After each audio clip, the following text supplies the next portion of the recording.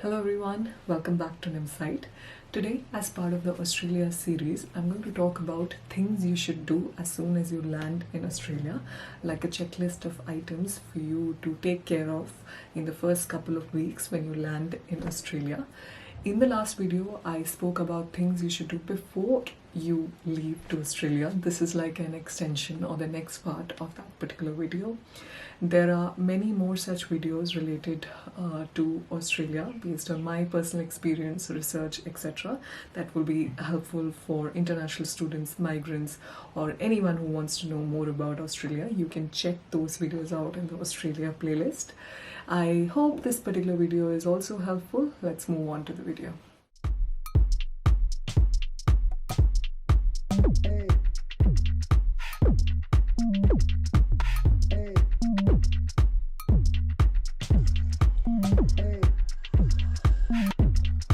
So the first thing that you should do as soon as you come here is get yourself an Australian phone number. Now you can either get a postpaid or a prepaid connection depending on your preference. Postpaid is of course when you pay the bill at the end of the cycle, and prepaid you pay it right in the beginning. So I personally have a postpaid account and I'm paying around $45 per month. So you can expect anywhere between $30 to $90 per month depending on what all things you have included in your plan, like international calling, how much GB of data, etc. that you have. So the major providers are Optus, Vodafone, Telstra, etc. So you can either walk in directly to their stores, like you will find them in most of the shopping centers and malls, or you can get SIM cards in some convenience and retail stores as well. So it is important to get a number so that you can, put that number across when you're looking for jobs and for other things as well. The next thing to do is find yourself an accommodation. So I did this part in things to do before you land in Australia as well. So you can search and you can book something yourself, either a temporary stay or anything online from the country that you're coming from as well. But in case if you haven't done that, you should do it as soon as you land here. Some of the websites are flatmates.com, Airbnb, Domain, Real Estate, Gumtree, etc., where you can find some places for you. If you're an international student, there is a video that I did about Amber Student platform where you can book accommodation for as per the lease and as per the amount of time, and they'll take care of all your paperwork and everything. So you can check that video if you're interested. So this particular address that you have, that will then be used when you're applying for your bank account or when you're applying for your TFN, etc. Next important thing to do is get yourself a TFN.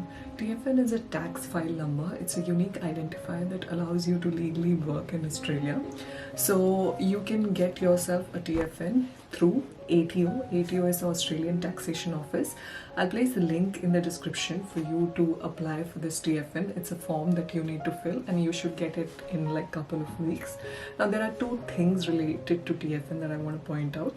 One is MyGov is like a centralized place that Australia provides. It's like a website where you can link all of the services like Centrelink, Medicare, your TFN, your health record, etc. So in this centralized place, when you log in, you can view all of these services related data. So it's good to have and set up a MyGov account as well.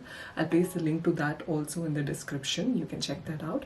And also there is one thing that I need to mention, that there are a lot of spams going on with respect to TFN. You might get calls, etc., stating that there's some problem with your TFN, give us your details, etc. I did a video with respect to all these spams also, so you can check that video also and be more careful. Next thing to do as soon as you come here is set up a bank account. Now there are some major banks in Australia like Commonwealth Bank, ANZ Bank, Westpac, and then there are other banks also. So you can choose a bank and set yourself an account. Now you might have to provide your temporary accommodation details also, and in case you change your accommodation later or you move to some other setup, you have to update the bank as well.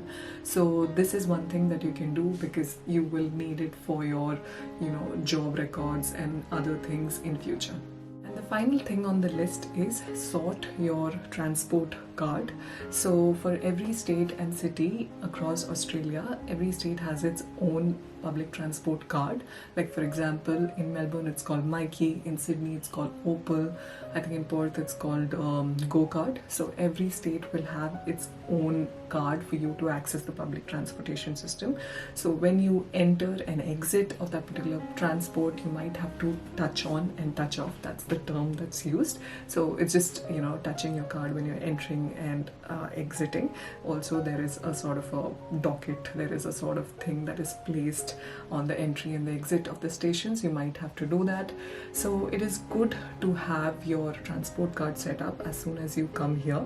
You can either walk into any convenience stores or you can get these in all the stations as well.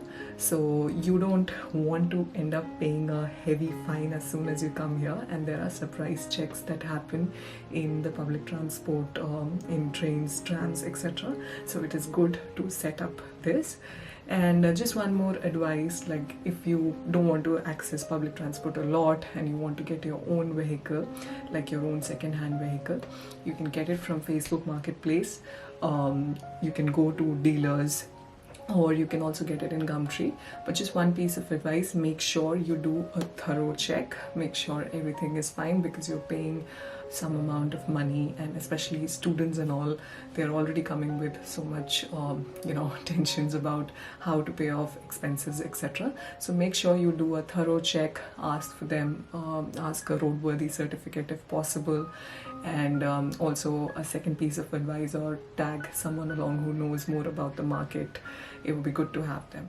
And with that, we come to the end of the list. If there's anything that I missed or anything anyone wants to add, put it down in the comments. I hope this video was helpful, and make sure to subscribe if you found this video helpful as well. Thank you. Content shared in this video is based on personal experience and research. If you enjoyed the video, like, share and subscribe. Keep watching, keep listening and continue learning.